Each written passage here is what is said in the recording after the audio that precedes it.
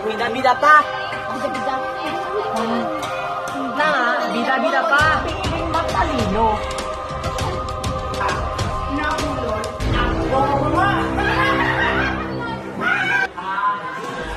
Anong ginagawa niyo dito? Tawag ko na kayong lahat. Anak?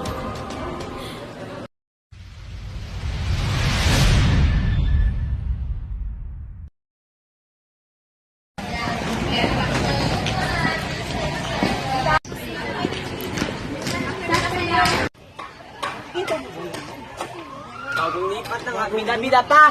Bida-bida. Hindak mo na silang pansinin. Ganyan talaga yan sila. Hindi ka na. Pasok na tayo.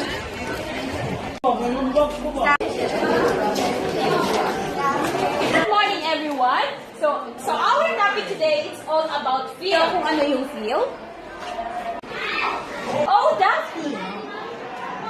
Ang feel ko mga isang... Oh, continue, Daphne. Huwag kang mahiya. Pandak na nga, bida-bida pa. Piling matalino. Yan kasi, bida-bida, nabulol ang bobo mo.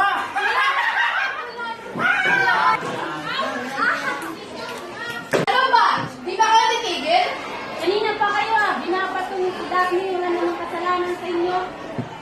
Dario, man. Hoy, class! Huwag niyo maway si Heaven!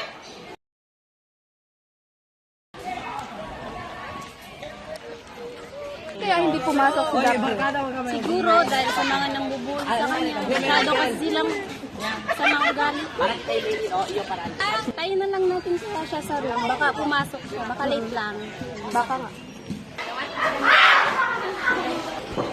Good morning, class.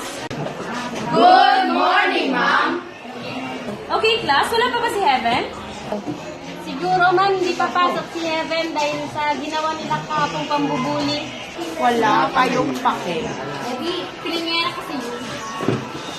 Mas mabuti nga wala. Buti na lang. Ano ba? Wala na ngayong tao dito, ginaganyan niyo pa. Sige nga, dyan muna kayo. Tatawarin ko muna yung nanay ni Heaven. Po, ma'am? Nasaan pa si Heavy? Ba't pa siya absent? Hello, ma'am. Absent po siya ngayon, ma'am. Lumala po kasi yung sakit ni Heaven. Baka ito na po yung araw na ikamatay niya. Po, madam. Sana gumaling yung anak niyo.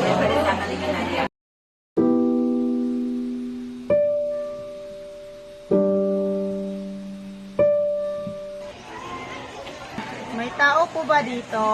Ayan, pasok kayo. Anong ginagawa niyo dito? Sila para humingi ng tawad kay sa ginawa nila kay Heaven.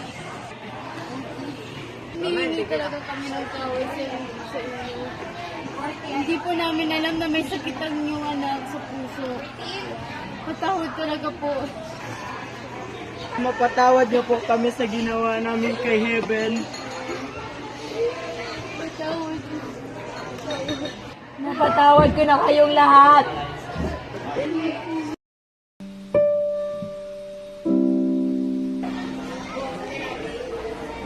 Anak?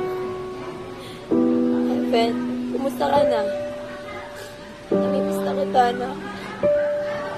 Bakit mo ako iniwan? Sabi mo, tutuparin mo lahat ng pangarap mo. Wala na akong ikaw, anak. Alam mo namang ikaw na lang ang meron ako. Anak, paalam na. Alis na si mama.